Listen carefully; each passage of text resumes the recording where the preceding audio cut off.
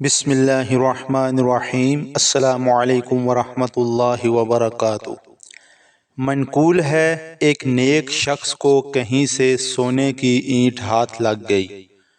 وہ دولت کی محبت میں مست ہو کر رات بھر طرح طرح کے منصوبے باندھتا رہا کہ اب تو میں بہت اچھے اچھے کھانے کھاؤں گا، بہترین لباس سلواؤں گا اور بہت سارے خدام اپناؤں گا۔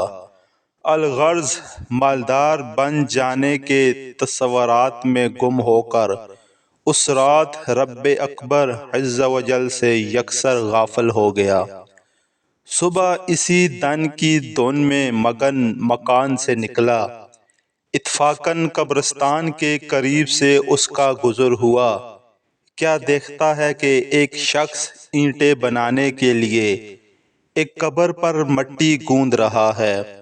یہ منظر دیکھ کر یکدم اس کی آنکھوں سے غفلت کا پردہ ہٹ گیا اور اس تصور سے اس کی آنکھوں سے آنسو جاری ہو گئے کہ شاید مرنے کے بعد میری قبر کی مٹی سے بھی لوگ اینٹیں بنائیں گے، میرے عالی شان مکانات اور عمدہ ملبوسات وغیرہ درے کے درے رہ جائیں گے۔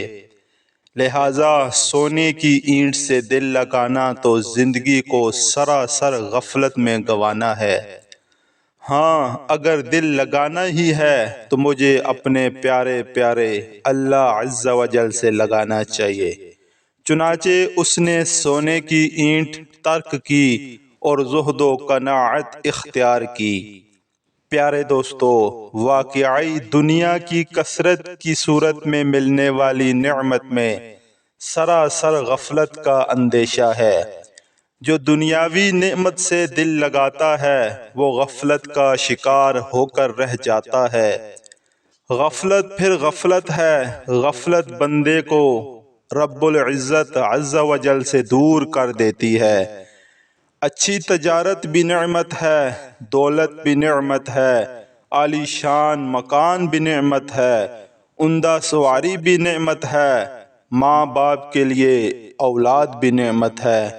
کسی بھی دنیاوی نعمت میں ضرورت سے زیادہ مشغولیت باعث غفلت ہے۔ چنانچہ پارہ 28 سورۃ المنافقون کی آیت نمبر 9 میں ارشاد ہوتا ہے: یا ایھا الذین آمنوا لا تلھکم اموالکم ولا اولادکم عن ذکر اللہ ومن یفعل ذلک فاولئک ھم الخاسرون۔ ترجمہ کنز ایمان۔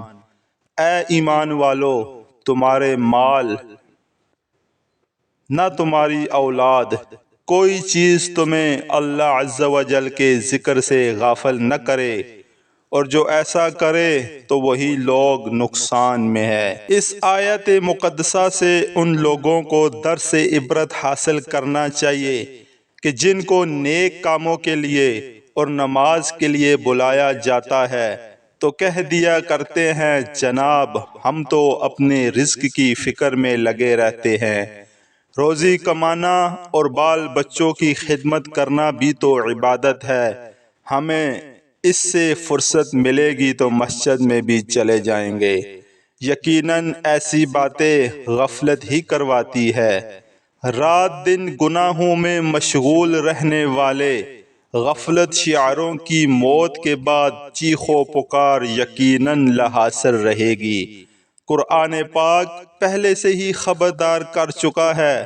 چنانچہ پارہ 28 سورۃ المنافقون کی آیت نمبر 10 اور 11 میں ارشاد ہوتا ہے: وَأَنفِقُوا مِمَّا رَزَقْنَاكُم مِّن قَبْلِ أَن يَأْتِيَ أَحَدَكُمُ الْمَوْتُ فَيَقُولَ رَبِّ لَوْلَا أَخَّرْتَنِي إِلَىٰ أَجَلٍ قَرِيبٍ فَأَصَّدَّقَ وَأَكُن مِّنَ الصَّالِحِينَ وَلَن يُؤَخِّرَ اللَّهُ نَفْسًا إِذَا جَاءَ أَجَلُهَا وَاللَّهُ خَبِيرٌ بِمَا تَعْمَلُونَ۔